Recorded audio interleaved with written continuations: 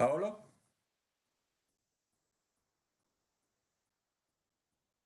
Yes. Are we starting with the NSF? Yes, but I don't see Ashley yet. I told her to join 15 minutes early. So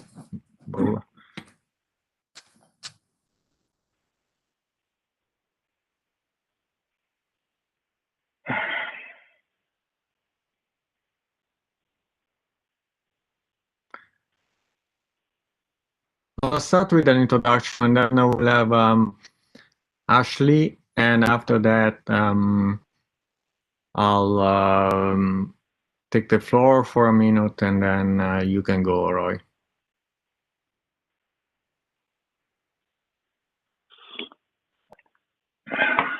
Okay.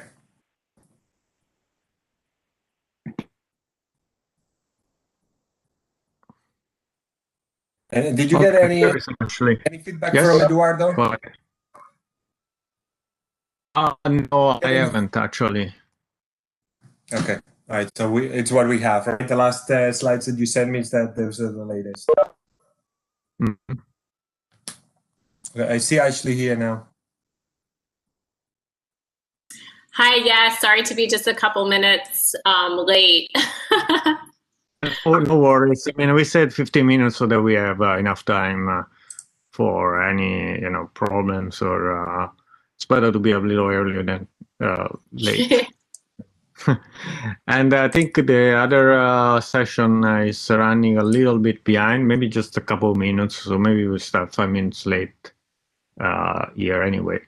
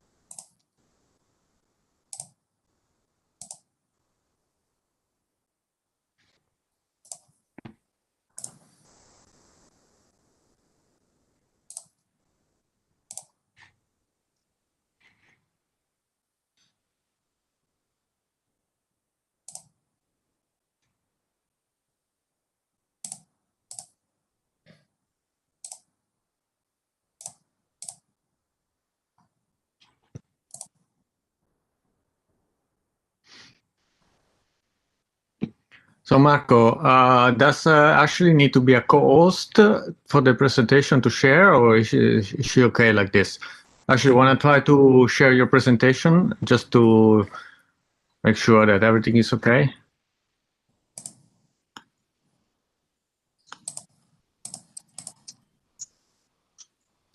That looks good. I can see. Okay, great. All right, so let's put back the introductory slides on the meeting now, then, and then you just start your presentation afterward. Okay.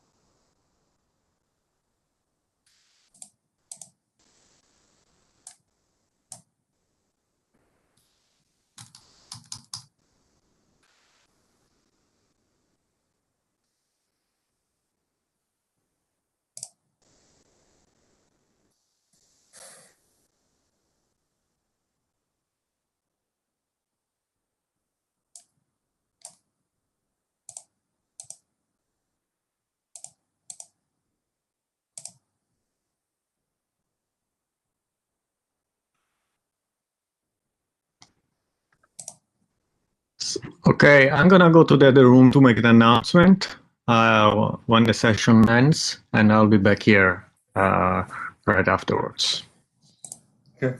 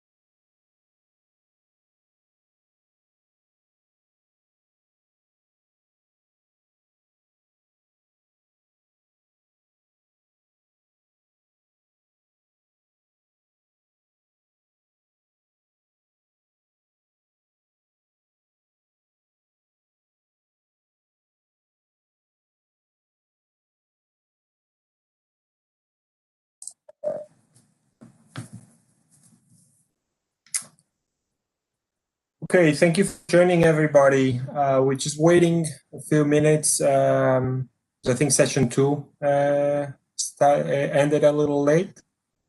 Paolo, did you come back from session 2 now?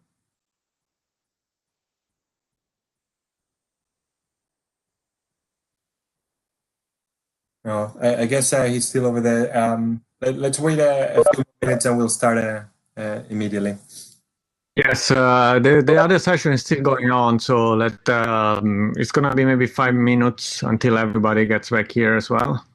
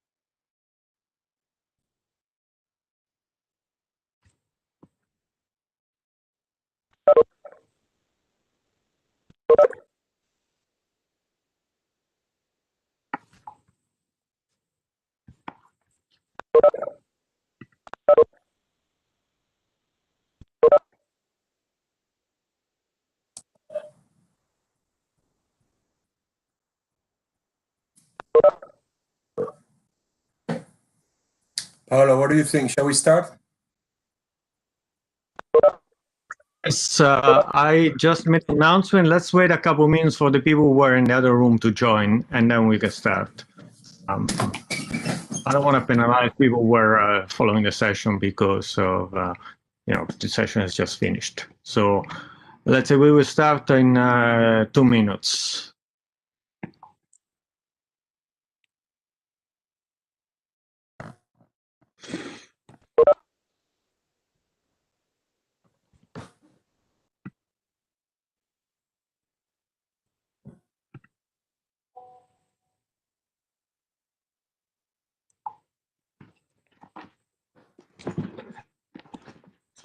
And actually, we start, I'd like to inform everyone that this meeting will be recorded, but we are not intend to make the recording public. We're just going to use it for our own purposes to write down the minutes and so on. So, So I guess with the discussion here, I'm thinking is that we're going to define massive MIMO as just a large number of antennas regardless of carrier frequency, correct? Say it again. Sorry, I guess I need to increase the volume here. Those could. Is it you, David?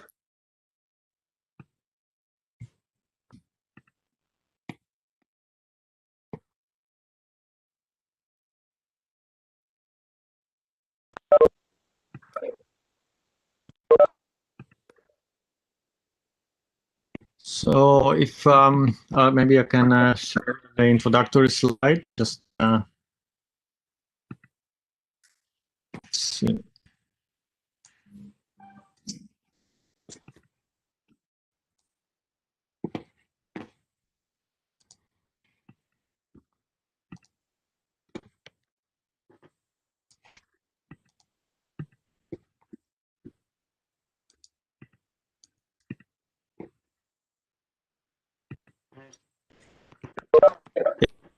Shared.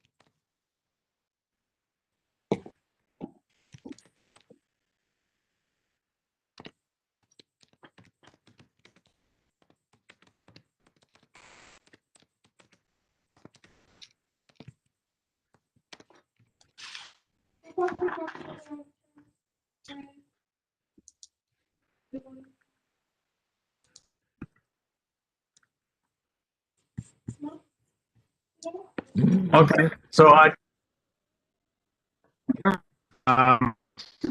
would like to do this meeting. This is a meeting organized by the Frequency Allocation Remote Sensing Technical Committee, and we're going to cover 2 topics. First would be presentation by Zoder from NSF, and then we're going to talk about a proposal for development of standards related to RFI impact evaluation. So without any further delay, I will give the floor to Ashley.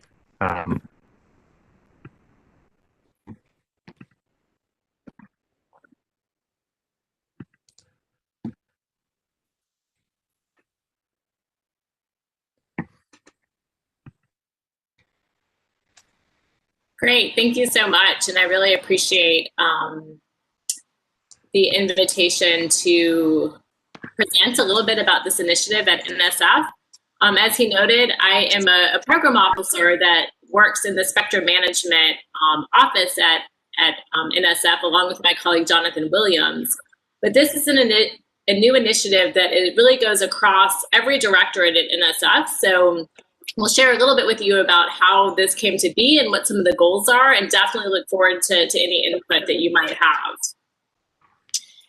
So I think it goes without saying that, one of the things that we're dealing with is spectrum management in an environment where the number of billions of wireless devices has exceeded the population on the planet, and we're moving sort of in a direction where it's going to, just continue to increase, and the demands are going to continue to increase.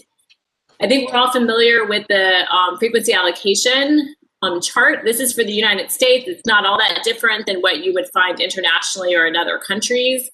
And so if you zoom up on where that magnifying glass is showing, we see how congested the chart already is when we think about spectrum allocations in a very fixed way, where this frequency is given and it doesn't change. And I think one of the challenges that we've dealt with from a scientific perspective, and you think about Earth remote sensing, is at the very same time that all of the commercial applications are finding reasons to have wider, broad bandwidths, it's the same for science. So, when these allocations were made, radio astronomy had very narrow bandwidths, for example. We were looking at very specific spectral lines. But where the cutting edge science is that can be done, you require much better sensitivity. And so we observe over very wide bandwidths, and that's absolutely necessary to continue to make progress scientifically. And so thinking about, how we can all coexist in this very congested space is something that we've been thinking very hard about. And the Spectrum Innovation Initiative is something that has come out trying to begin to invest in some research and development ideas to hopefully find some solutions. So what I wanted to highlight, within the United States is that generally when people hear from NSF, we're speaking on behalf of radio astronomy and other passive uses such as Earth exploration, but there's also active uses for Earth exploration. And NSF also has a lot of research that catalyzes the efficient use of the spectrum. So we have research in advanced wireless in our engineering and computer science directorates. There's even research in the social and behavioral economics directorate on game theory that led to some of the decisions about how auctions were done at the FCC. So, it's something that we started having these conversations at NSF and realizing that, these were communities that were working in complete silos and not actually talking to each other. So there's even further challenges that we can think about, as you think about the spectrum coin. We have locations where there's basic research going on, whether that's at the South Pole, a very, very remote location, or on a research vessel out in the middle of the ocean. And these experiments also need access to communications, broad data throughput as they're collecting more and more data. So even within just the scientific context, we find sort of this challenge where we need a very clean environment at the South Pole, for example, but they also need a way to get their data back. And, sending a little bit of data every 30 minutes when a satellite comes overhead is not going to cut it in order to be able to reduce and keep up with all the data that some of the cosmic microwave background experiments are collecting, for example. So, this we recognize is a huge challenge. So, as we think about how to deal with issues of interference and how to make sure everyone can accomplish the mission, this is really the background that motivated us. So this is just a quick slide to show you, some examples across all of the directorates that NSF has. So MTS astronomy is clearly kind of the largest user of passive spectrum, but there's also things such as in mathematics. Are there ways to better compress data? Questions that can be studied, in a more fundamental mathematics approach. Additionally, biology. There are things related to, monitoring of the ground floor of the noise and how it might impact biological systems, for example. Geo, I think this particular group, it's very obvious that the kinds of research that are applicable there. And then even in the education directorate, thinking about workforce development, the fact that, you know, every 8-year-old has a cell phone, but how many people really understand how it works, why it works, and when does it not work? And, you know, is there a way that we can leverage the fact that every person is so reliant on internet and their cell phones, and can we use that to kind of find a way to facilitate education and better workforce development across the board? So this just lays out some of the folks at NSF that have contributed to developing this initiative. And then I also wanted to highlight, I saw Sandra Cruz-Pole is on the call. So she used to be a spectrum manager at NSF, and I think, you know, in many ways laid the groundwork, you know, several years ago for identifying that this really needed to come together, and we needed to have discussions across all of these disciplines to try to find some solutions. So the two things that we came to as major goals in this program are innovation and security. And by security, we mean both the security of information that's passed via wireless communications, but also security of applications. So for the Earth remote sensing, making sure that their mission is secure. For radio astronomy, making sure that it's secure or protected in that way. So the Spectrum Innovation Initiative was launched this past year in the spring, and it is across all directorates. And it is housed within the math and physical science, but that's just we're the steward. And so basically everything gets run by every single directorate to make sure that it really is meeting the research challenges, and we find a way to bring those folks together. So we identified 4 main pillars that we are focusing on. The first we're calling the National Radio Dynamic Zone, and I'll describe each of these just in a little bit to give you a little bit of context. The second is National Center for Wireless Spectrum Research. The third is Spectrum Research Integrative Activities. And then the fourth is Education and Workforce Development. And NSF, I think, like a lot of funding agencies, really does promote education and workforce in every single funding activity. So we are also requiring that within the other programs. But then we wanted to call out very specific activities that could help with this as well. For example, the research experience for undergraduate programs has been very successful, you know, in many disciplines, and getting a nice pipeline of interested students into a particular field of study, making sure they were trained up. And so that kind of thing can help when we think about spectrum management and dealing with the radio frequency interference challenges we're going to have in the coming decades. So a little bit about the concept for the National Radio Dynamic Zones. So this really came about because there's a lot of new ideas for devices, and it's challenging in the current regulatory environment to do testing because there are so many incumbents that are also using various frequencies. And so the idea is to designate some limited geographic areas as sort of pilot test beds where they would have a much more flexible set of rules just within that particular test bed, such that you can pilot innovative approaches. You can see, you know, very clearly in a test what is the impact to an Earth remote sensing operation, and see, you know, is there any way to mitigate, or in fact, is there not? We think it's also important to be able to better understand the noise floor and what that environmental analysis is, so that you see, okay, is this interference that is expected? You know, by interference, I just mean anything interfering with the scientific mission. Or is this interference that, you know, might be coming from something that you can deal with internally, right? This is a computer that has, you know, something that's gone haywire. So, you know, being able to really pinpoint the source of the issues with the various systems operating.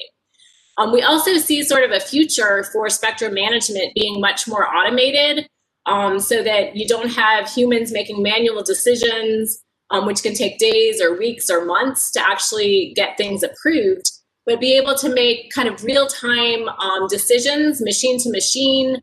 But you can imagine to do this, you know, this is going to require big data, potentially artificial intelligence types of algorithms built in, that you can make sure that, you know, this can be conducted so that all the missions can be met.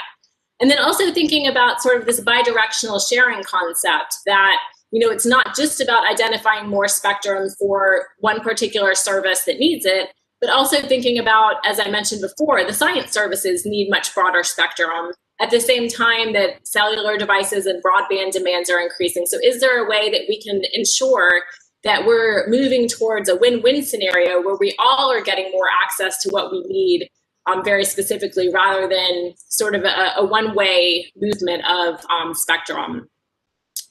So again, the long-term goal that we've started thinking about for the National Radio Dynamic Zone is to be able to provide that enhanced spectrum usability and access for both passive and active users of the spectrum. Again, as I mentioned, piloting technology in a few geographic areas. And eventually, if you can demonstrate that it works, then it makes sense to roll this out in wider deployments, or potentially even change the official rules through the regulatory process that already exists. So this is just a quick cartoon of the concept. I mean, I think this group would get it very quickly, but clearly, if you are on your cell phone and you're using a particular frequency, and someone wants to do a test of a new device that might use that frequency, we want to make sure that you could dynamically change to a higher frequency for the cellular service while the tests are going on. So you can see, depending on how much bandwidth a particular person needs, this could be very complicated. Why you need sort of to understand the environment, you need to have that machine-to-machine automated approach. And this really can't be sort of a very manual process. But you would definitely start it by just identifying, a couple frequencies to start studying, identifying geographic test beds where you can study these things, and then rolling out from there. One thing that we thought about a lot at the National Science Foundation is how this could potentially be helpful also for the passive services. So in the context of testing various kinds of active wireless tests, it makes sense to have this kind of sand pit where various things can be tested, and you have kind of a different set of more flexible rules for a short period of time. And to do that, it requires a certain type of regulations to ensure that at the border of this zone, the emissions are at a level that you're not going to be interfering with any of the incumbents outside of the zone. But this is exactly the same kind of technology that would also help to protect a passive user. So thinking about sort of a modern national radio quiet zone, where rather than it being absolutely quiet, you basically use that technology to make sure that it's quiet in the right frequencies at the right time for your observations. Now, we are aware that this particular concept, is going to be, I think, a bit more challenging, for example, for the Earth exploration, right, which is doing maps of the Earth, much broader. But it is something that we could consider, how it could be helpful to demonstrate, in these limited areas, if you're doing sort of measurements of, temperatures of soil over the whole Earth. If you know that a particular test is only going on in one geographic region at one time, then you can do a very clear comparison of how that impacts your resources in this region versus the rest, as it's very time limited, and then use that information to hopefully make better decisions about, is there a way to mitigate it that we can work on sort of in a dynamic sense, or is there not? In which case, you actually have the hard data and not just modeling to show that. Again, as I mentioned, we've been thinking a lot about the concept of how to make sure that we can still do radio astronomy, for example, 40 or 50 years from now, not 5 or 10 years. So, what would that look like, sort of the modern spectrum management, 40 or 50 years into the future? So the progress to date, we issued a public Dear Colleague letter, which if you search under NSF 20079, you can see the funding opportunity that is available. And to date, we have not actually funded any national radio dynamic zones. We've only funded research leading to the establishment of. So kind of, the first kinds of ideas and research that people have. These are some of the questions that we laid out in that letter. What geographic areas could act as potential test zones? What frequency bands, could be reasonably supported if one were to be established? What could be done to better understand the radio frequency environment? How can we design experiments? And again, this is trying to bring together the different communities, those folks working on the hardware, on the computer science applications, and also the scientists that, are working on radio astronomy and Earth exploration. So this Dear Colleague letter is active through next summer. And we're hoping, based on all the input that we get from the community and also from groups like you that may have ideas, then we'll look to actually establish a funding solicitation to move forward on more concrete next steps for this concept. And I think one of the key points we wanted to highlight here is that, I think generally it's been thought that if you share spectrum, you don't get it back when you need it. And so we want to find a way in this test bed that we can actually build that confidence that, if you do share some spectrum that's allocated to you for a particular period of time, when you need that spectrum plus maybe some additional spectrum for a very important mission, you're able to get that spectrum. And so kind of finding a way to work on that particular challenge is the main focus of the National Radio Dynamics Zone. The second key piece of the Spectrum Innovation Initiative is establishing a National Center for Wireless Spectrum Research. In the United States, we have lots of research happening in different places, but really didn't have sort of a central place where all of the different stakeholders could come together and really work out some of these fundamental challenges that we've all been facing in interference.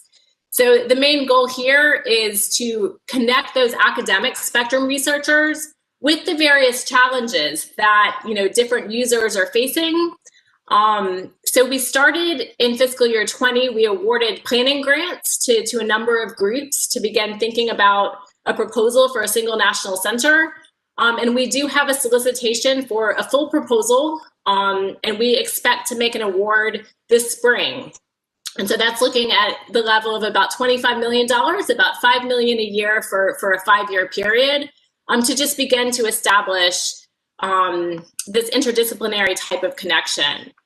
One of the things that we laid out, you can go look at the solicitation in detail, that's 20557 if you look that up, but really challenging folks to bring together multidisciplinary groups of scientists and engineers to address challenges that we're all facing. And so, I think this is something, there's been a lot of innovation, as I said again, in various silos. In radio astronomy, there's been great innovation, in wireless communications, but oftentimes they don't actually meet until sort of at the very end of the process to make spectrum decisions.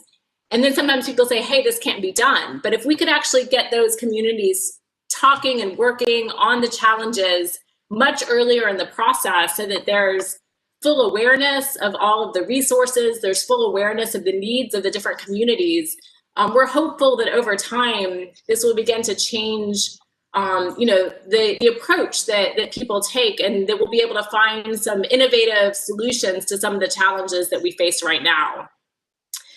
Additionally, as I mentioned, education and workforce is really important.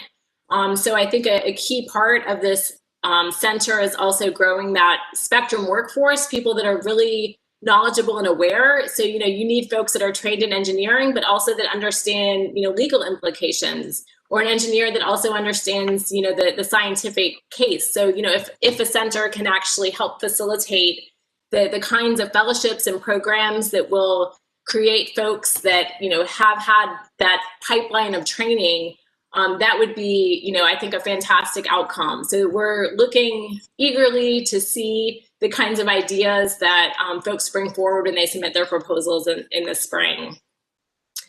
The next piece is spectrum research integrative activities. As I mentioned before, NSF has been funding for decades and decades, research in advanced wireless, research in radio astronomy, but we had not really funded activities that brought those groups together. And so we've identified very specifically that we're looking to fund things that cross disciplines in a way that normally might be difficult to fund. So we began in fiscal year 20 with a small amount of funds, honestly, in a way just to kind of test the water and see what kind of proposals. One thing that you would see is in the SWIFT solicitation, I'd encourage you to look at NSF 2537, Spectrum and Wireless Innovation Enabled by Future Technologies. There's a fair amount of language in there specifically to encourage not just the kind of standard wireless research, but also a special call for some of that integrated research that connects different communities. And so again, we look forward to continuing to make calls for this kind of integrative research, and we're very pleased that we actually have a funding source to start funding research as folks identify and submit proposals to us. This shows some of those individual spectrum research and development programs that NSF has had over the years. So this is kind of continuing along a trajectory, but in a much more kind of focused way now with all of the NSF directorates participating. I wanted to highlight, for example, that engineering and computer science have done a great job with their platforms for advanced wireless research. So it's a public-private partnership that I believe is about $50 million total, half public, half private. And so they have established a number of kind of some, in a way, test beds for advanced wireless research specifically. And so this is where, with this new call for integrated research and looking to also consider passive services and active, we were looking, in a very focused manner to, provide an opportunity for supplement funding for these kinds of awardees to consider not only what I can do for advanced wireless, but, how can I also meet the needs of these other scientific communities? Here's where some of the advanced wireless test beds currently exist. And so, these might be natural candidates for a national radiodynamic zone. Other natural candidates might be existing places where there are radio telescopes, where there's existing quiet zones, such as Table Mountain or the National Radio Quiet Zone in the US. Potentially places where there's other very sensitive receivers, or potentially different places that have different propagation characteristics that might need to be considered. So, we're eagerly looking forward to see what ideas come forward. As I mentioned, this was all just launched, so it was really just this summer that we awarded the initial funding. So we're very excited to kind of share this opportunity. And, if any of you work with academic researchers or have ideas, definitely we'll look forward to hearing from you. I'll just skip ahead. I think I just have one other slide on this education and workforce development. That, in addition to kind of a well-trained spectrum workforce, always looking to broaden the participation of folks, in the scientific enterprise. So that is, kind of a key goal as well in the education and workforce.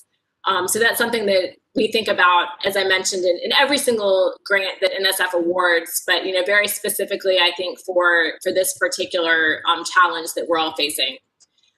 So in conclusion, I don't want to take too much time. I wanted to just give you sort of 15, 20 minutes, but the Spectrum Innovation Initiative is really focused on the research and development, it's a very focused funding opportunity to look for innovative solutions to those advanced wireless and spectrum challenges that we face, as scientific users of the spectrum and passive uses, since we do all need to coexist. So that is really kind of the main goal.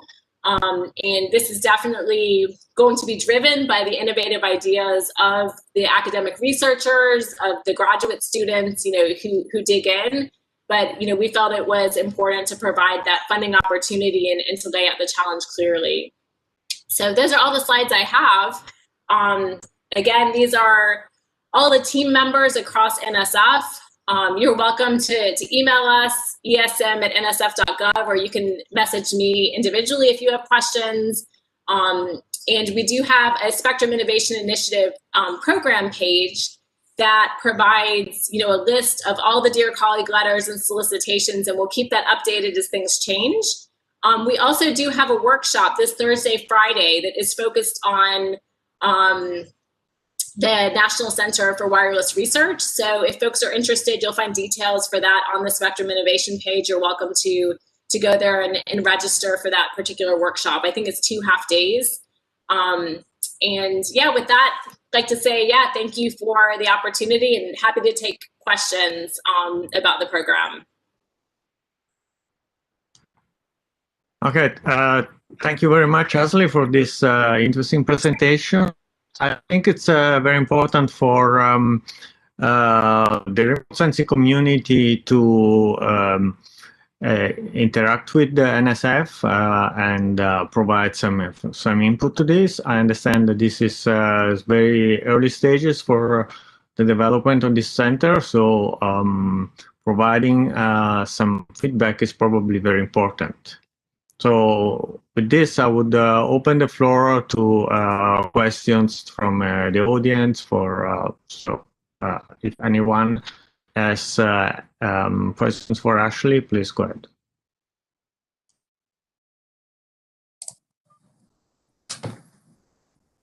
Ashley, this is Roger Oliva. I have a question about this testbed center, because I understand from your presentation that you are trying to see what the options for sharing spectrum are, or whether this is actually a possibility. But NSF and this testbed is a US organization.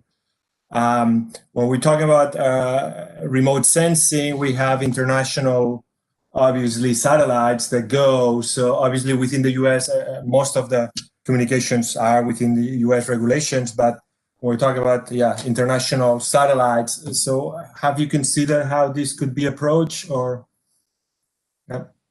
Yeah, that's absolutely a great question. And, I think as we think about how to eventually establish this, we thought, initially you do have to pick certain frequencies to study. Ideally it'd be nice if a national radio dynamic zone, you could go there and test any frequency at a given time. Like that would be sort of nice in terms of being able to test. But we are aware that, there's safety things in terms of FAA frequencies that, can't be moved at this point. Maybe eventually they might have two frequencies they could bounce between. And similar with the Earth remote sensing, any kinds of international frequencies that are allocated, I think you immediately have to say those are off limits to start with. And then as you begin to establish the zone, you'd have to go through the ITU and talk to all the stakeholders who actually are operating in that frequency, and essentially coordinate and request very similar to satellite coordination. Say, hey, look, we're looking to do this particular test in this frequency band, can we coordinate? And if you get all the okays, you can move forward. And if not, you would just have to simply not do any testing there.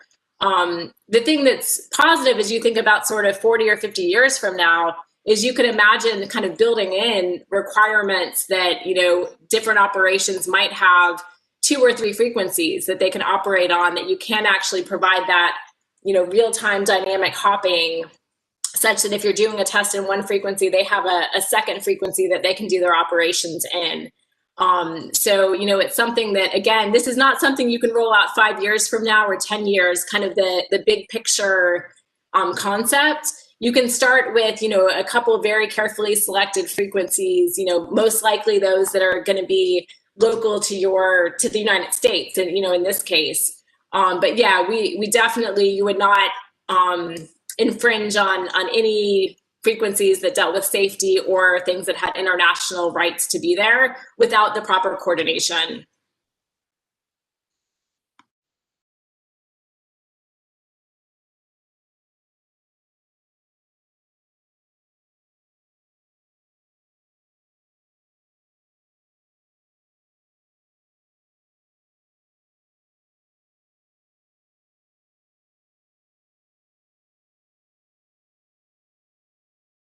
Ashley, this is Ed Kim from NASA Goddard. That brings up an interesting question, though, that, for example, if Earth observation satellites, as you mentioned, obviously from many different countries, and they observe, they will make observations within the U.S. So conceivably, their observations would be impacted almost no matter where you put a zone. How do you avoid impacting other countries' observations?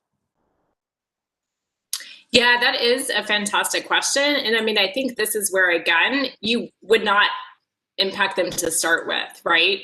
So say there was I'm just going to say 10 gigahertz you're observing, right? And that's where you want to do some testing at 10 gigahertz. You would just have to notch that out and say, in this particular zone, that's not an option. You're not allowed to use it. Now, where it actually gets interesting is that, as you know, there's a very well-defined regulatory process for making changes. And so I think an advantage potentially for the Earth remote sensing community is, say another provider comes in and says, hey, we're looking to change the radio regulations to, do some operations in 9 to 9.5 gigahertz, which is not currently the rules, but, currently we do a bunch of modeling and studies to show, is it compatible or not? And there's fighting sometimes over the models.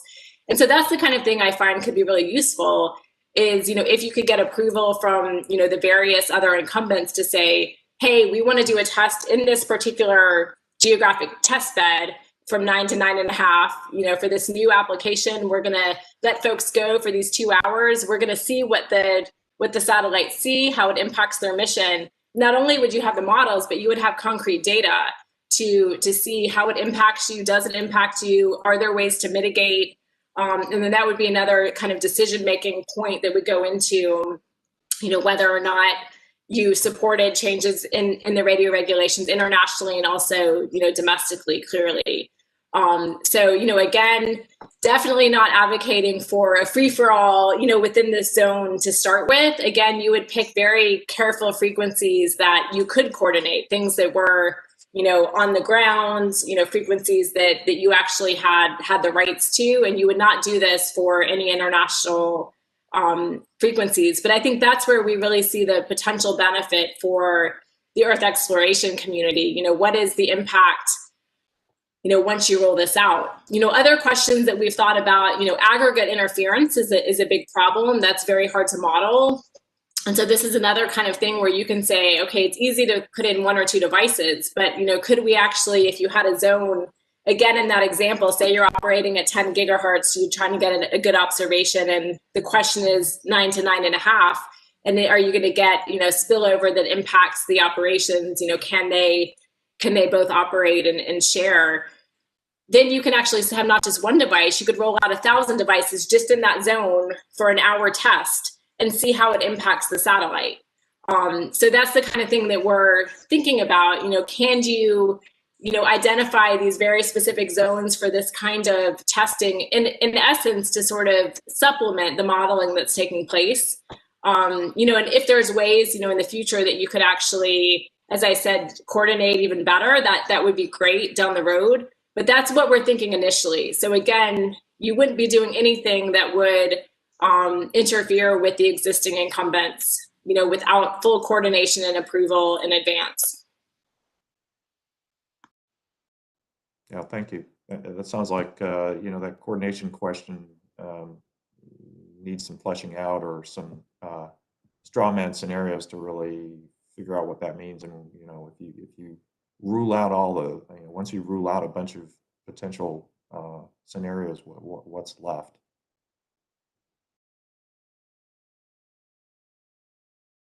So yeah, I think it's a very interesting proposal. The fact that you're basically suggesting to break the rules, generate some interference in order to achieve more, to obtain more information and actually improve the situation. So I thought that such kind of approach would not be allowed under the radio regulation, that you actually produce some interference intentionally. But I guess for a greater good, that would be allowed. Yeah, so that's a good question. And I think one of the things that underlies radio regulations is that, you're allowed to do things as long as you don't interfere with others. And so, for example, that's why radio astronomy can operate very wide bandwidths, because it's passive, right? We don't bother anybody. We don't have a right to claim protection from people, but we're allowed to operate. And so, I think that's where definitely, nobody could go to this zone and start transmitting without approval from, the correct regulators within the United States. If it was ground-based, or if there's, satellites overhead, absolutely, that would have to get coordinated with the ITU and the appropriate folks before you could do any kinds of transmissions. So, that definitely something to think out carefully.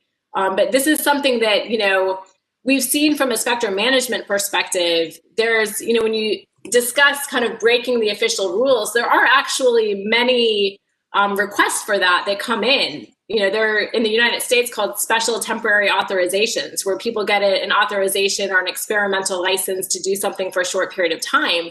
And one challenge we've seen is, there's thousands of those that come all over in different places. And so, you have to analyze and consider, and if you happen to be sick one day, you miss something and maybe it causes interference to a system.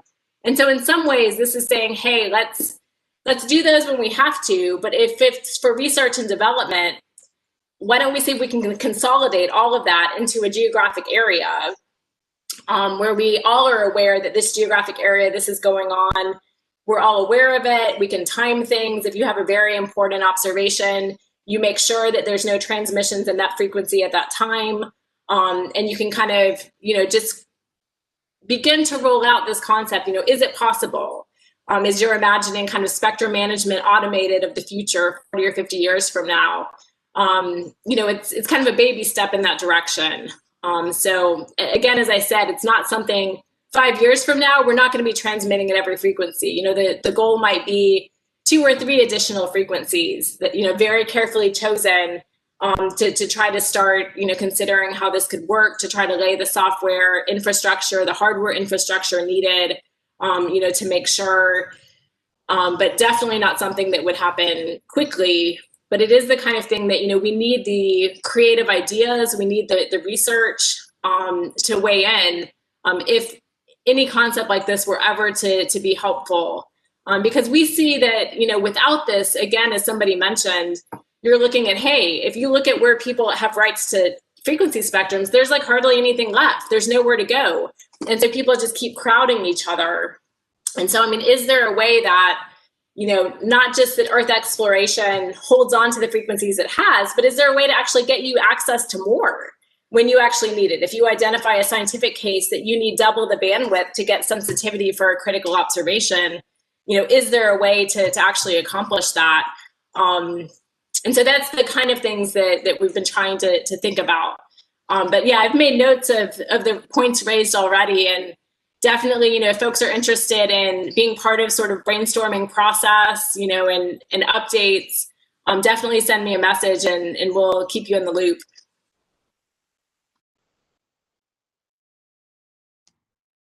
Okay, let's see if there are any more questions. I've got one for Ashley. This is Dave Lubar with Aerospace Corporation.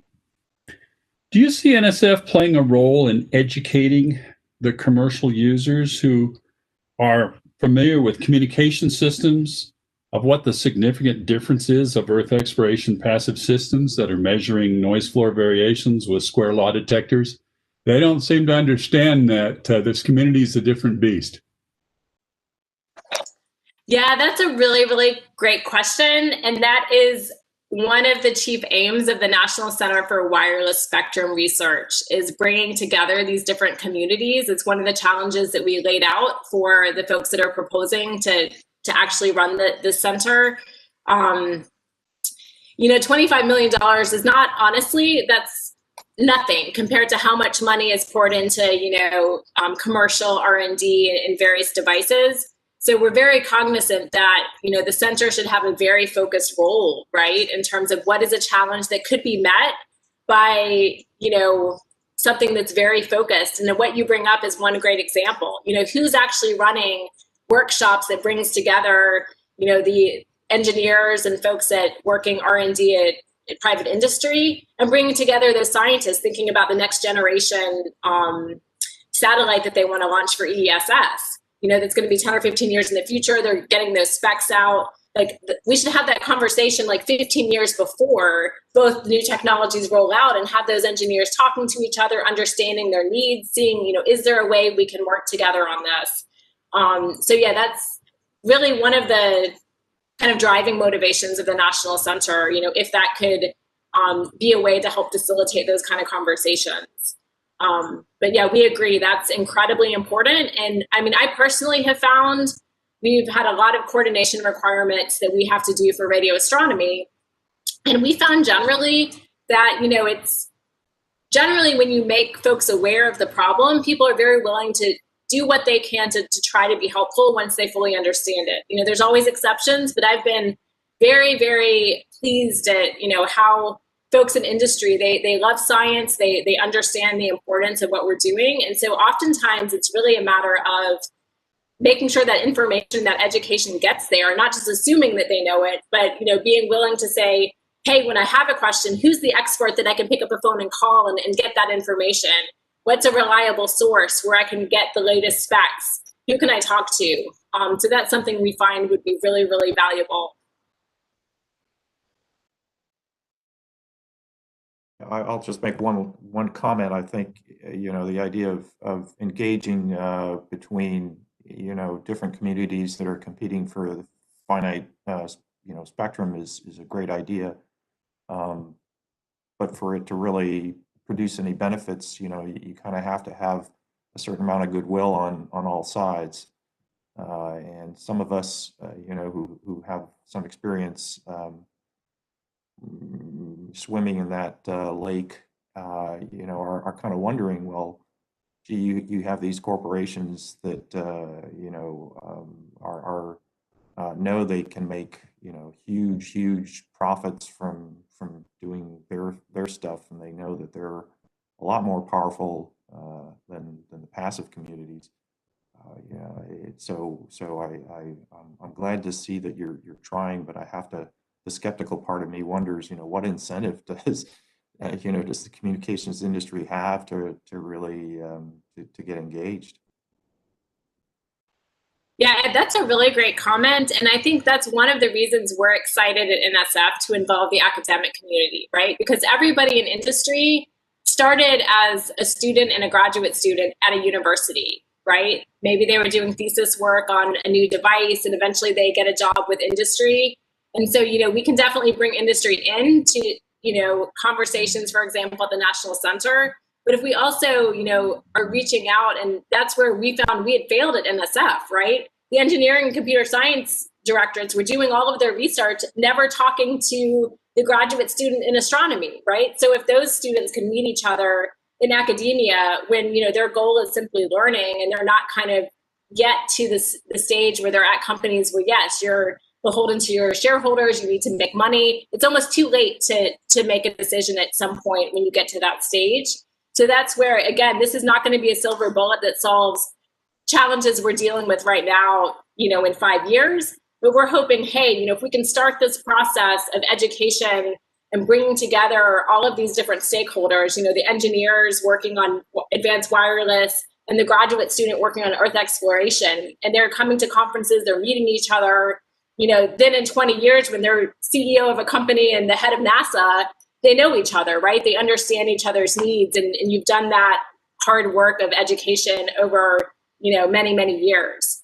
So, yeah, it probably sounds a little bit, overly optimistic, and, I definitely hear what you're saying. It's not going to solve any problems immediately. We're definitely trying to think, how can we kind of move things in a direction so that in 40 or 50 years, we've contributed in a positive way to increasing that understanding between the different communities.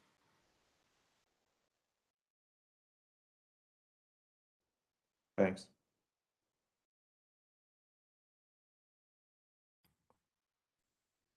Okay, in this context, I would encourage everyone here to contribute to this, somehow give feedback to Ashley or NSF. Ashley, actually, how can people here in a remote sensing community from FARS participate more actively in this? Do you have any suggestion? I would definitely say that, once the center is established, they're likely to have series of workshops. And so, definitely would encourage you to sign up, participate, make your views very well known, when these workshops happen. Additionally, we pay a lot of attention to what the Committee on Radio Frequencies at the National Academies, what their recommendations are and what they say the Earth exploration community needs. So, any kind of input that you can, provide as a community to representatives on that committee is helpful.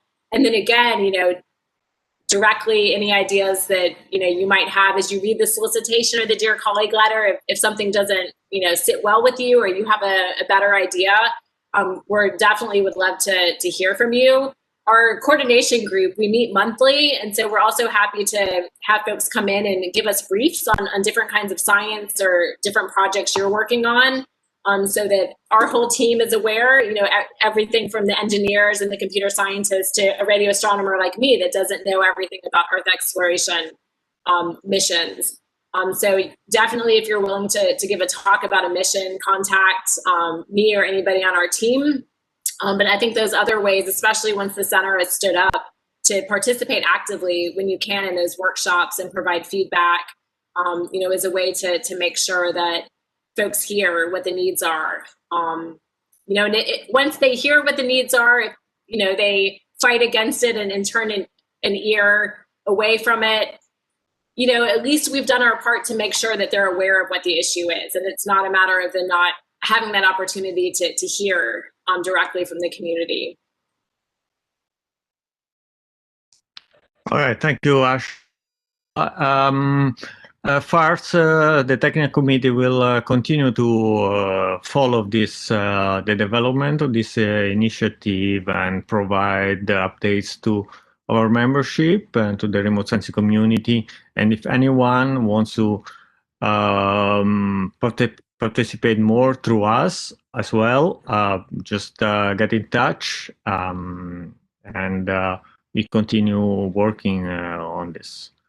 So I will now switch to the second topic that is on our agenda, and I will give the floor to Roger Oliva, that's gonna give a brief introduction on this activity.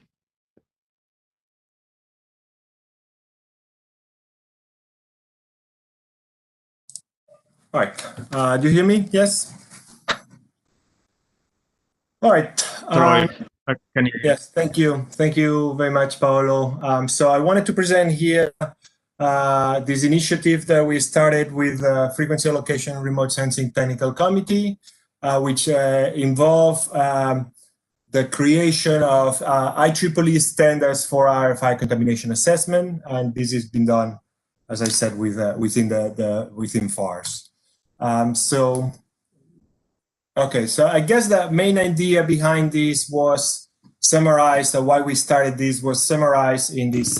So, in order to control any parameter, we need to have the capacity to measure accurately this parameter. So we wanted to understand, we want to control, we want to follow how the RFI we're observing in remote sensing, and we really need to be able to make a good measurement. So we know that RFI is increasing with time, but how is it increasing? Is it more flat, more linear? Is it more exponential? How is it this changing? That's the questions we want to answer. That's as far as how much RFI we have in general for all frequency bands. We can tell that in most cases we're increasing unless there's some active action performed on those. In terms of what is the degradation on the remote sensing satellites, on the applications at the end, this is even more hard to understand. Is a linear relation on degradation between the amount of interference that we have and to the degradation on the final products? That's even more hard to answer. So this is a little bit the motive that started this initiative, and that was an initiative that was proposed back in August 2019. The goal was to develop standards for methodologies to evaluate the quality of frequency bands with respect to RFI. And we had this initial discussion on our FARS annual meeting. The idea came up, and then we had a discussion with the GRSS Technical Committee on standards for observation. And we decided to submit a proposal to them. And that proposal was accepted very shortly after, which gave us a little bit of funding to study these. At the end, the fundings were meant for supporting travel, for meetings, but obviously with the COVID, none of those funds were used. So anyway, the situation was that we still managed to create this study group. We still managed to advance a little bit, and decided to start doing a draft on what we want to accomplish on the creation of these standards. So the purpose of this is create this standard that would provide a criteria for the RFI impact of remote sensing in the frequency bands. We want to have something that will allow us to measure this a long time and a different time frame for all the frequency bands. And so we can use this information to inform policy decision makers, to know about the situation, try to act, then have something that we consistently measure across all frequency bands, that we consistently measure a long time, so we can have a good idea of how this is progressing, so then we can act on the regulatory aspects of frequency allocation. So what is the steps into create this standard? Well, the first would be to request what is called a PAR, a project authorization request.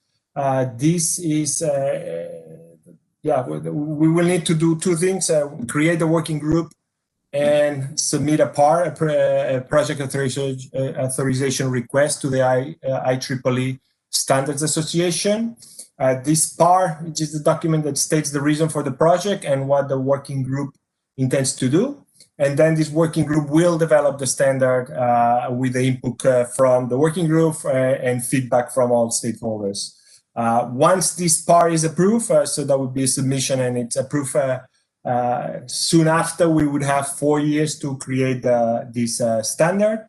And then the IEEE Standard Association has a web portal to support the development of this standard within the working group. So they have some tools and Dropbox accounts that we can use to share the development of this standard.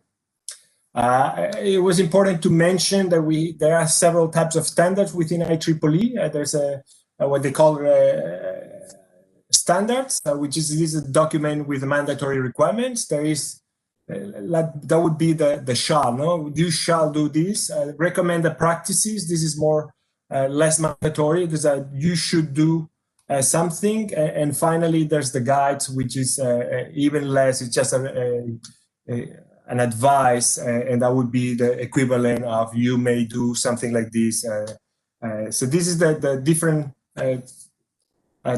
standards criteria that we have, and we will need to see which one we want to work on to develop for our purposes. There are some, when we start thinking about this within the study group that we formed, there are some things that we need to discuss, some identified issues, open points, the quantification of the RFI impact versus the RFI characteristics. So what is the impact into the measurement with respect to the intensity, with respect to the extent of the interference, with respect to whether we are considering the peak of the interference or the average within our sampling period. How different sensors within the same band have different characteristics, and that will have a different impact. They have maybe also different mission objectives. So that will have how do we discuss this, how we approach this. Whether we approach it as a global RFI or a regional RFI, so not all RFIs are observed in some frequencies are very clear. Some RFIs are in particular countries or in a particular region. So maybe regions that are very degraded, but other regions that are not. So how we approach this? We need to examine the mission criteria with all of those missions that are impacted. And also, what would be the relationship with the recommendation of ITUR RS 2017, which is where it states what would be the acceptable limits for RFI in the ITU regulations for passive sensors. We will need to see what would be the interaction with the ITU and other spectrum managers, and also another aspect that it's open for discussion would be this, how do we provide the RFI measurements? In remote sensing, we are used to the brightness temperatures, but in spectrum management and in the rest of the communications, they are more used with the IRP. So that's a different aspect that we would need to evaluate. And that would be the work of this working group that we would like to create, hopefully with some of you, that we could advance on how we define all of these points and then advance into drafting a final standard. An initial step would be to fill up a little bit this table, update this table. This is a table which shows, this was taken from a GRSM paper, and for each of the bands there was a quantification of what is the amount of RFI observed. So we want to have this, I guess the end result would be having this much more concrete with the time trending with time changes. So that would be for passive sensors. And we also considering doing this for active sensors, which this table is even less filled. Obviously, we will need to start filling these. Some information is very scattered in the literature. Some of you have been looking at the specific frequency, specific missions, but we would like to have a little bit more consistent picture all through the frequency bands. So the work plan would be to have a quick discussion here. So you have our feedback. We would like to have your feedback. That would be starting point to kind of kick off this activity. We would like to create soon after a working group with some of you. We will start, we will share the part that we have drafted so far, and try to establish a little bit what the goals of this standard that we want to create would be, and have maybe some first picture meeting by beginning of 2021, and have a hopefully a late meeting where we can have the community in person, COVID permitting, by late 2021. So originally this discussion, we wanted to have it at our last IGAS in 2020, but obviously because it was virtual, we decided to delay. We were hoping that the MicroRad would be in person, but that obviously didn't happen as well. So we think that in-person meetings will obviously be great. We'll see how that goes, obviously, but yeah, we didn't want to just put this initiative on hold, just waiting for us to be able to meet. So we decided to have this discussion today here at MicroRad, which they were very kind to accommodate us. So I think this is my last slide. So what I would like to hear from you is your feedback on what do you think about this initiative? What's your interest? Anybody willing to contribute? Any challenges, any other aspects that we haven't considered that might be a good point, so we don't miss them? And if there is any other related activities parallel that are going through the remote sensing community that we might be able to incorporate, that we're not aware of, or that we can share or work with them in a different way. So yeah, I think that was my presentation. I wanted to have more time for discussion than just presenting slides. So I'm happy to hear from the audience.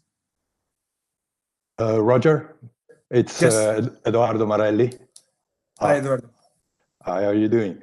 Let me show everybody my ugly face, because I haven't been around for a while. As you know, I'm retired, but I'm dramatically curious on these subjects, and so I can't help but participate into these sort of events. I just want to stress a point in your presentation when you say interaction with the frequency managers. That I think is extremely important. I recognize the validity of developing a mechanism to somehow identify for validation of the data the level of RFI that each measurement is taking.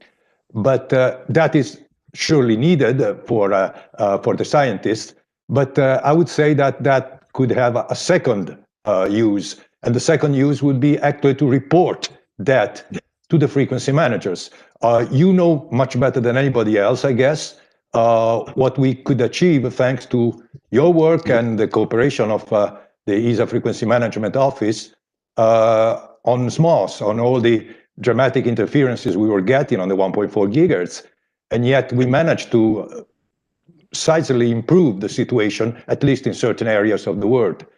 And now, after that, on that experience, while I was chairing the ITU Working Party 7C, we developed this recommendation with a standard form to report RFI to the ITU community in general. And that is something that is extremely useful for frequency managers to make the point when we are facing the 5G community or any other community of commercial services. And we need to show them that we are not just overprotecting our systems. We are actually already seeing lots of these interferences.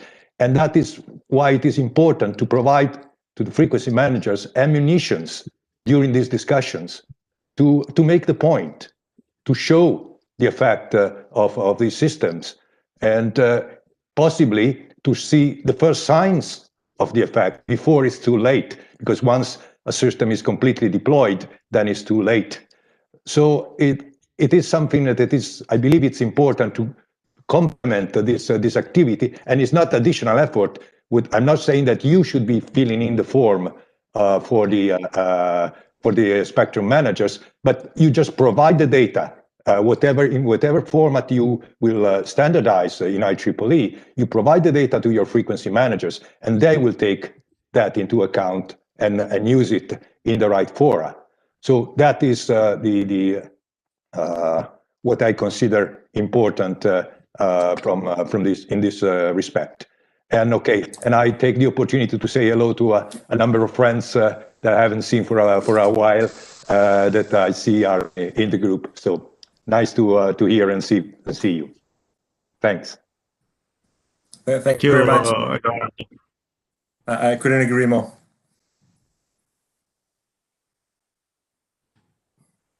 This is Tom Von Dijk. I don't know if anyone can hear me or I need to. Yeah, we hear you. Oh, good. Yeah, obviously, Eduardo, when I go back many years, and I'm very happy to see his face. I won't go with the other adjective there. But anyhow, obviously I've been working with the people in the IEEE on this for some time. And one of the concepts that we tossed around a year ago was to bring this into the SFCG, because like Eduardo, I see the importance to couple this with the activities of the spectrum managers. And I can't think of a better place to do that than in the SFCG, the Space Frequency Coordination Group, for those people who aren't familiar with it, which is a group, an expert group that has spectrum managers from all the space agencies that operate missions in space for remote sensing and other purposes. I was thinking of the ITUR as well, but I don't think that would be an appropriate place to bring this kind of activity. It wouldn't be as friendly, but the SFCG, I think, would be a good place to try and get integration, not just feedback, but integration with the spectrum managers, because it's important, I think, to develop a standard that can be used by the space agencies in a way that can provide them the feedback that they need to do their work. And I'm curious to hear if Eduardo has a thought on that or somebody else. Thank you.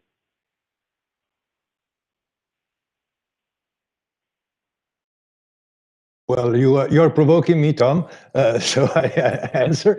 No, of course, as a former executive secretary of the SFCG, I cannot see with more favor than the fact that SFCG is involved in this discussion, for sure. It will be a mechanism to get information to the frequency managers in an easy way, because they happen to meet all together in the same, well, maybe now in this period of COVID, not anymore in the same place, but normally in the same place at the same time, and then get this information and decide how to use it in the various fora, be it ITU, CTEL, CEPT, or APT. So definitely this is a right way to go further. Thanks. Thank you. Maybe because I see that the frequency management people here, they clearly see the interest on this. Maybe I'll ask more the engineers, the scientists, what do you think about how easy would be to develop such a standard? How much challenges are we going to face? You might want to think about, people might want to make suggestions about what quantities should we actually standardize. What do you mean, sorry, Ed, in quantities? For example, I have actually, Roy, I could somehow explain this a little better. So right now, in this proposal, we would like to develop a standard. So what is the standard about? So we have several ideas. There are several ways several aspects to consider. One of the issues that we have considered is to somehow give a score to the frequency bands used by remote sensing in terms of presence of RFI. So how much these RFIs would affect the operation of instruments. So what we would like to define with developing this standard is how to somehow quantify this goodness of the bands. Meaning, let's make an example. L-band. L-band is used for the passive L-band is used for applications like source and salinity estimate. And also you have different types of instruments using it, like the SMAP instrument, a real aperture radiometer, or you have a SMOS is a synthetic aperture radiometer.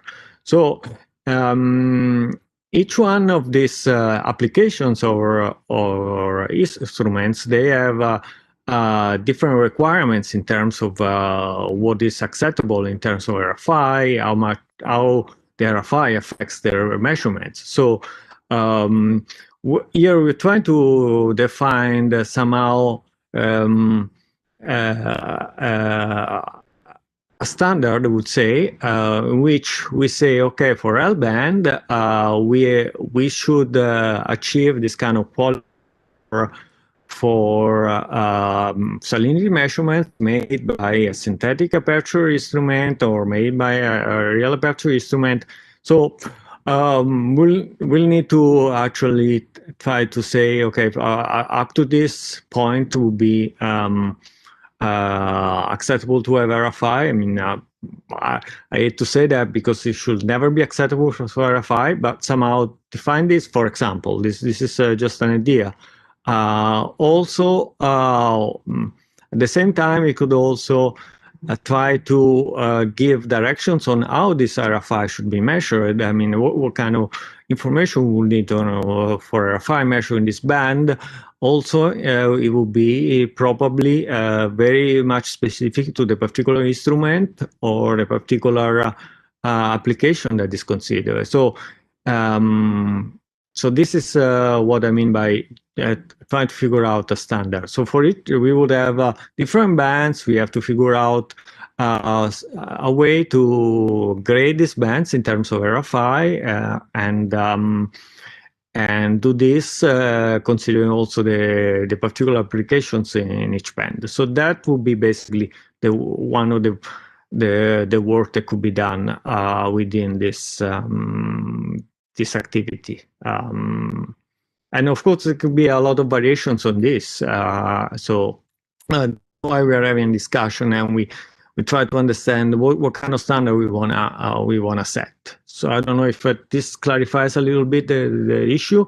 Here we are not trying to tell people let's please everyone here tell us how much RFI you get. That's not the only point.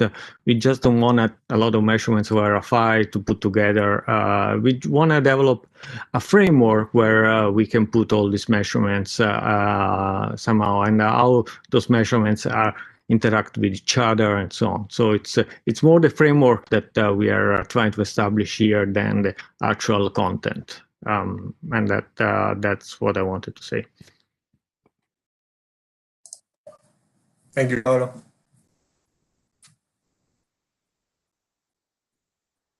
Any other follow-up for Tom and Eduardo's comment? This is Dave Lubar. I think the SFCG, the Space Frequency Coordination Group, is a good idea. And I will just suggest that a number of years ago in the SFCG, there was a special session organized either the day before or the day after. I think that one particular was on X-band.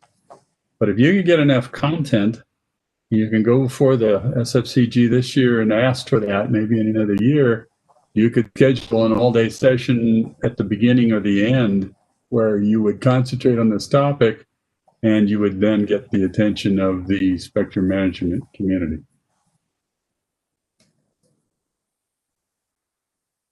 Yeah, I think there could be an interesting, a good proposal. So we have a specific time when we discuss this outside the actual SHG meeting, where we are constrained to some, time slots and so on. So thank you for the suggestion.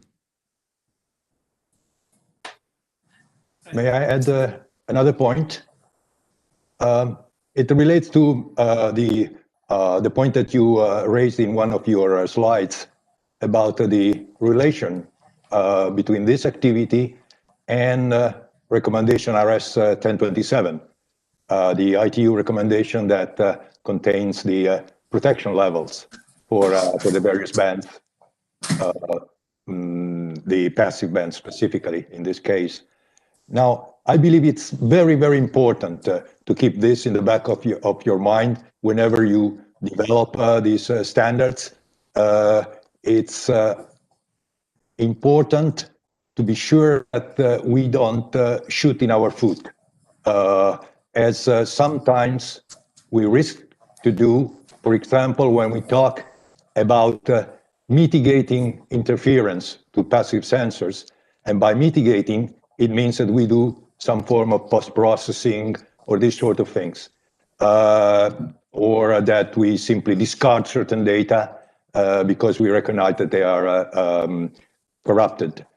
Now, this concept has created serious problems to us frequency managers when discussing with other services, representatives of other services, because as soon as they got this message that there are means to mitigate RFI, they immediately started to say, then we have to reconsider RS 2017. So we have to think of maybe a different level, a more relaxed level, since you can mitigate our interferences.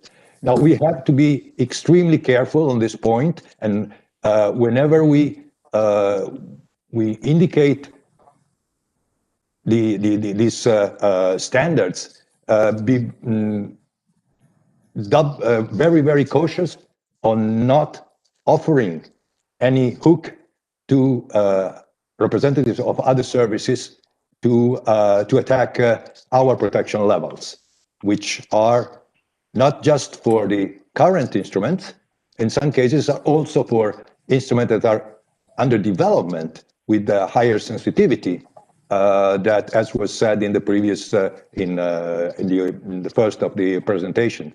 So let's be very careful on this point too. Yeah, this is Tom. I'd like to respond to that because if what Eduardo says, and I think that exact same expression came up in conversations that we had, shooting ourselves in the foot, if people can remember that, because I said it. And that I think the relationship is very important to establish and understand, because the recommendation RS 2017, it used to be 1027, but they've updated that. Now it's 2017 instead of 1027. Anyhow, that recommendation is used to do the sharing studies with other services that can cause interference, to set levels in the provisions of the radio regulations that should protect the use of ESS passive. However, as anyone who participates in that ITUR process to set those levels in the provisions knows that the provisions of RS 2017 are just kind of a line. And that line is crossed all the time. What the actual interference is that is encountered in the world, if it was set by RS 2017 strictly, would be much less than what it is today. Much less than what it is today. So what we're doing with this standard, in my view, is measuring what the actual interference is and its impact on operations. And that includes the provisions, the RFI that comes from provisions of the implementation of those work negotiations based on RS 2017. Any other unwanted emissions that come from bands that are adjacent that aren't covered by the provisions of the radio regulations, illegal operations, what have you. It's just what's out there and what is impacting the passive sensing at this time, and we're measuring the quality of that band, and that gives us something that we can use to measure what kind of impact it's having on our remote sensing. And so, to a degree, there's a relationship between recommendation RS 2017 and the provisions of the radio regulations, but it's certainly not a one-to-one, nor a replacement for doing the sharing studies within the ITUR. Hopefully that explains it to Eduardo and the other spectrum managers who may be listening. Thank you. Thank you, Tom. I have a point just before, because it's about to be 8 o'clock and that was the time slot. I think maybe we can stay a few more minutes if people want to stay a little longer for discussion. But before some of you start to drop, I would like to ask if volunteers, so if there's any one of you who would like to volunteer for this working group, please send us an email and then we'll add you to a list where we can start developing this and we'll share the draft and the work that's been done so far by us, and we'll gladly take your contribution. And if you don't want to belong to the working group, but just want to be a little bit more interested just following this initiative, first also let us know so we could just like make you participate of the exchanges and the discussions that we're having. Anyway, with that said, let's maybe have a few minutes if anybody else has any comment. Yeah, Roy, I think we can go 10 more minutes at least because we a little later. So just if people can stay a little longer, that would be good. Maybe 10 extra minutes. It might help people better understand what what might need to be discussed in this group to have some more concrete, like straw man scenarios. For example, are we talking when you say standardization? What comes to my mind are things like, if you have a radiometer and I have a radiometer, you go make some measurements in one part of the world, and I make some measurements in a different part of the world. How do we combine those measurements in a technically, in an engineering consistent way, so that we can get a better picture of overall examples of RFI that might lead to sort of tie in with the standards and regulations and that type of thing. Is that an example of standards related activities, or did you have some other kinds of scenarios in mind? So yes, so there's a good point, Ed. So yes, I mean, when we define standardization of the methodology that we want to apply, it's obviously not to be applied for all missions. That then they have to consider that the only way to measure RFIs is the way that's been defined. But we want to have something that is consistent across missions for the purpose of us monitoring. Obviously, then every application will look at and there's many parallel activities when they looked at the same instrument or different instrument within the same band, the different ways. But we would like to have a consistent methodology that we can apply through frequencies where we can kind of have a good picture of how the different frequencies are impacted and how the different sensors are these changes in time. Then a starting point might be, again, people who make measurements who that happen to contain RFI. What information should they provide so that the standardization can occur? Yeah, definitely. Mm-hmm. Hi, this is Bobakis. This is Bobakis, and I do want to also echo that it's great to see Eduardo and his very characteristic face. I wanted to point to something that I think is important with respect to RFI with passive sensors, and it's what I've been calling insidious RFI, which is where it creeps in, and you don't necessarily identify it directly as interference initially. And so it's a characteristic that I've been somewhat worried about, and notice that one of the things that we tend to get caught with is the dynamic nature of RFI.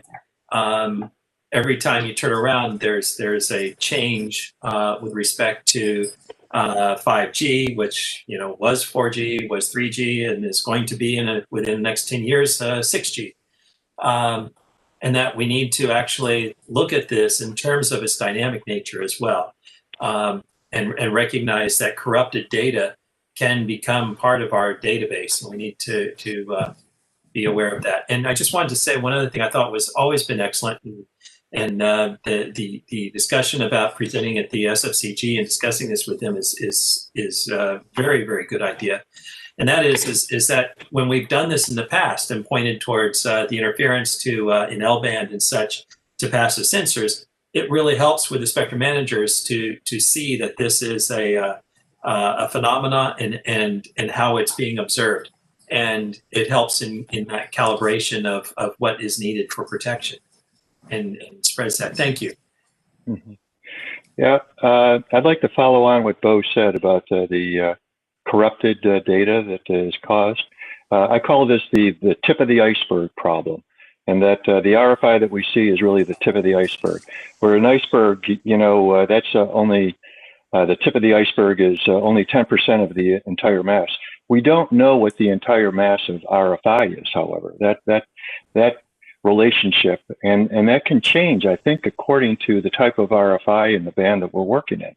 So I do believe that is a problem that we need to address in our work. Thank you. Yeah. One of the problems I think we've always faced with RFI is reporting. I think we've done a pretty good job with L-band, with SMOS leading the way, and making ourselves heard and reporting RFI and getting some remediation of offenders. But that's not been true historically, and I don't know whether it's going to be true going forward. One thing I think we need to do is make reporting mandatory. Go to the agencies, ESA and JAXA and NASA, and get RFI reporting to be a part of the requirements of missions. So a baseline in what they do. And we've talked about this in the past, and it doesn't happen. But one way maybe of pushing it would be to develop a criteria for reporting. This is what we want to know. This is what the mission should report. Is it peak hold maps? Is it probability maps? Is it levels? Is it percent of data lost due to RFI? But develop some standard for what should be reported, and then go push at the various agencies and meetings to get the agencies to include an RFI reporting requirement, using those standards as part of their mission requirements. And then the data would start coming out about how bad it is in these various frequency regimes.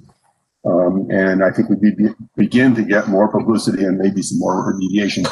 And it looks like the community's recognizing that, because the mission descriptions I've seen for future missions seem to be now including RFI detection. I mean, we're going to digital receivers and things, and so I think there seems to be RFI detectors and stuff included in some of the new missions. And if we had a standard for recording, and if we had the mission including recording as a requirement, I think we would suddenly begin to get the publicity we need to make impacts in the plan. So maybe you should include in your standards working group a reporting standard. Very good point, David.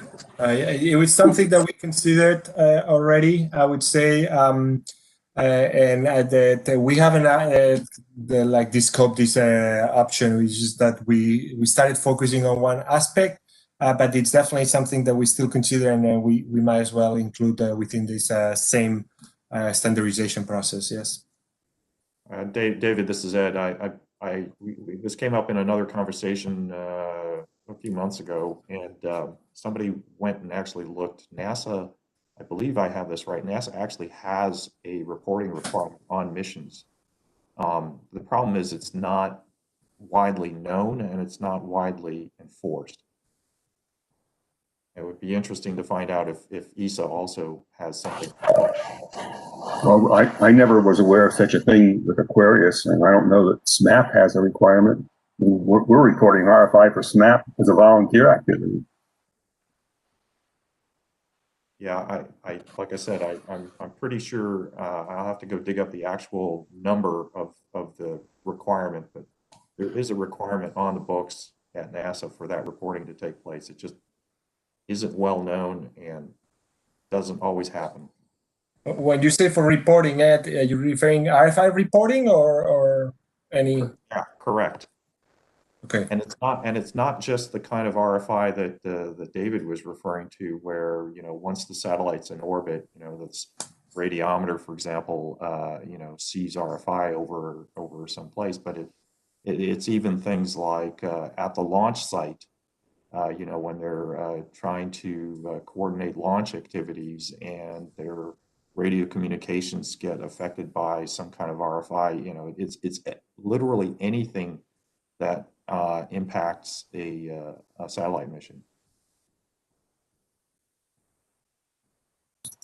And that's different than data loss reporting. I mean, I know they do percent of data loss kind of reporting. I just meant that it's broader. It's broader than the kind of RFI that might lead to data loss that we're talking about.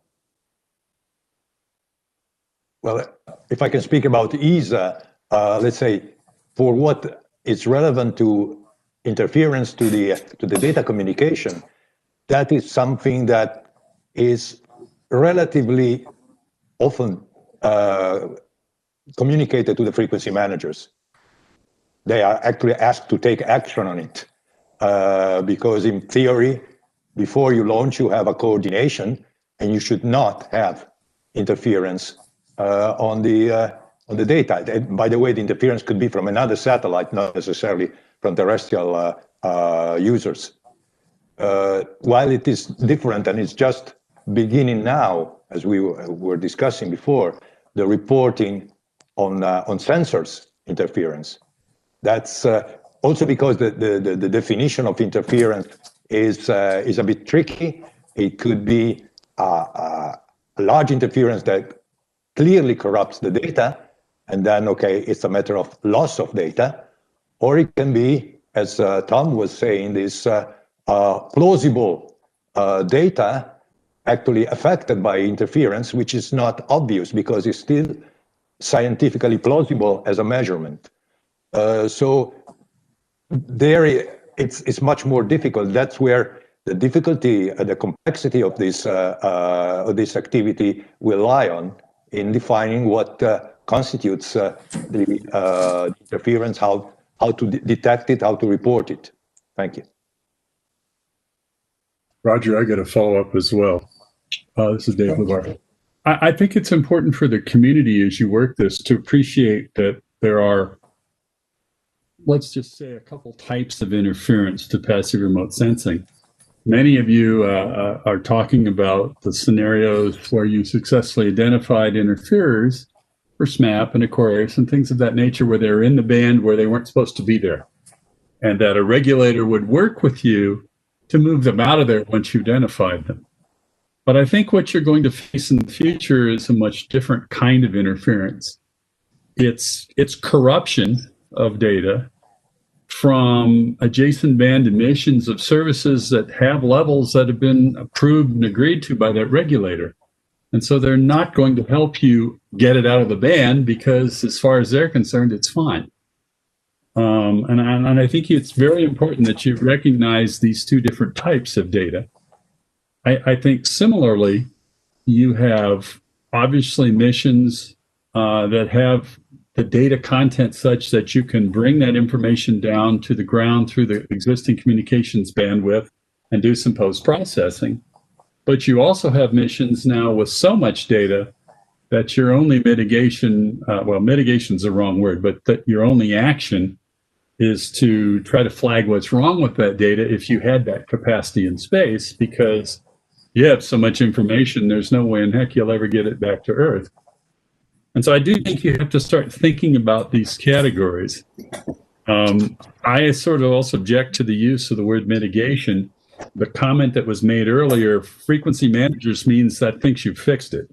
And in some of these cases, you're going to be fortunate to identify that you have data corruption in the scientific data. So what you call mitigation and what a frequency manager calls mitigation might be two very different things.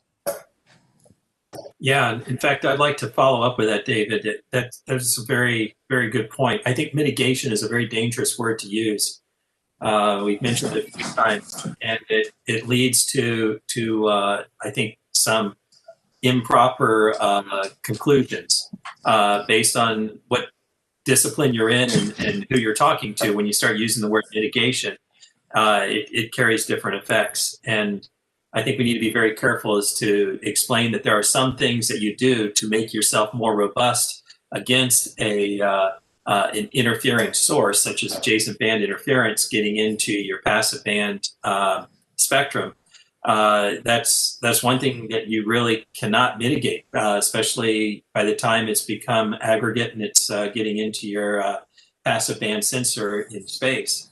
You learn and figure out how to live with it, or you adjust to it, or you figure out means by which you can cope with it, or you try to shame them into at least being a little bit better about not putting quite so much energy into the band. Any number of different things, but you're not truly mitigating that source of energy in that frequency. Thanks. Thank you. And I take also David Lover's point. I think it's very excellent point. The one on that onboard filtering of RFI might not allow us to know exactly what is the incidence on that spectral band because the information is lost on the satellite, and that's something that we haven't identified when we start doing this proposal. It's something that we clearly have to take into consideration. Thank you.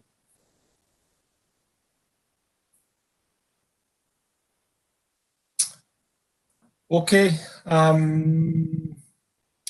it's 8:15 now.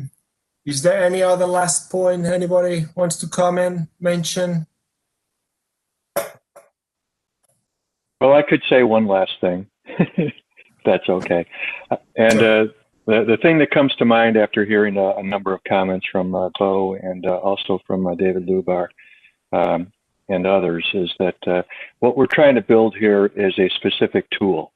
You know, we're building a hammer, and the hammer is not a saw, and it's not a level, and it's not a whatever. It's just a hammer. So I think we need to focus on what we're trying to accomplish in a very singular fashion. Thank you. Thank you, Tom. And that's well said, because the other thing we got to watch is not make all of our solutions become nails.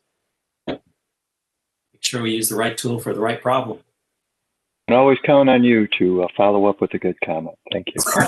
Thanks, Tom. Okay. Thank you very much for people attending. Paulo, is there any last comment you want to mention about this session? Maybe Paulo, just sorry, go ahead, Ed. And for Jorge, do you want to try and set up a next meeting? Yes. So let me go back to my working plan. That's the previous one. And here we go. So we want to have, so ideally what we want to do is create a working group. You hear me? Yes. Sorry. So what we would like to create now is a working group with people interested in this. And as I said, let us know whether you want to be part of the working group, or you just want to a little bit follow the discussions and maybe not so actively contributing, but you want to also know what's happening. And then we would like to have, then with this working group, we will share the discussion, maybe have some initial meeting. We were considering early 2021, so January, beginning of February, somewhere at that point, where we could have, but within the working group, we could get already some discussions by email, or we decide that we would have a small teleconference to set it up. But yeah, I would suggest that people let us know if they want to be part of this working group, and then try to have a discussion end of January, maybe.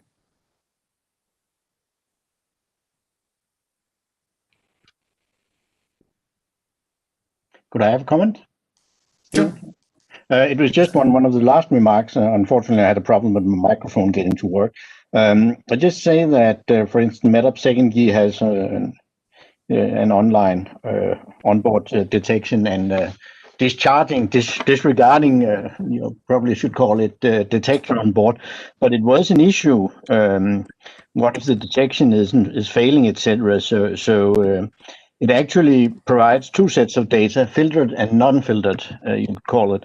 And I think it's important that for those like me who are into the design process for the onboard processing, that we try to stick to the concept that there shall be the raw data, processed, of course, because you cannot have the raw data downloaded, but you should have both filtered and non-filtered data, so that you at least have the real unprocessed thing also.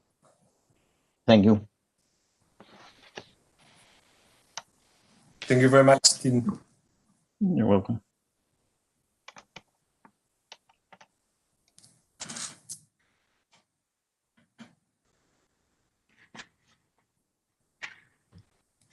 Okay. Paulo?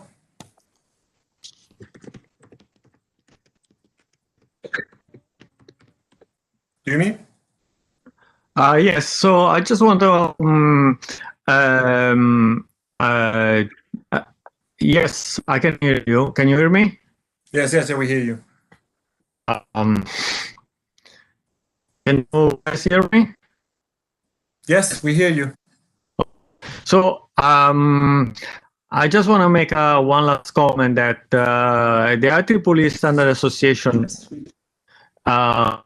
requires a very they have very precise rules to follow for the working group and so on. So we need to have a very formal working group and establish some kind of organization. That's why we are asking people to, to let us know if they can join the working group, as well as some meetings and so on. So this is a pretty formal process.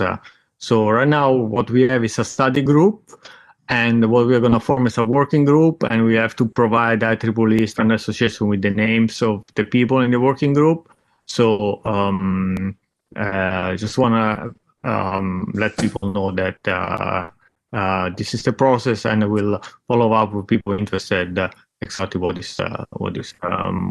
are all the procedures to follow. That we didn't explain here because they are not essential to the technical discussion. That's what I wanted to say. Thank you, Paolo.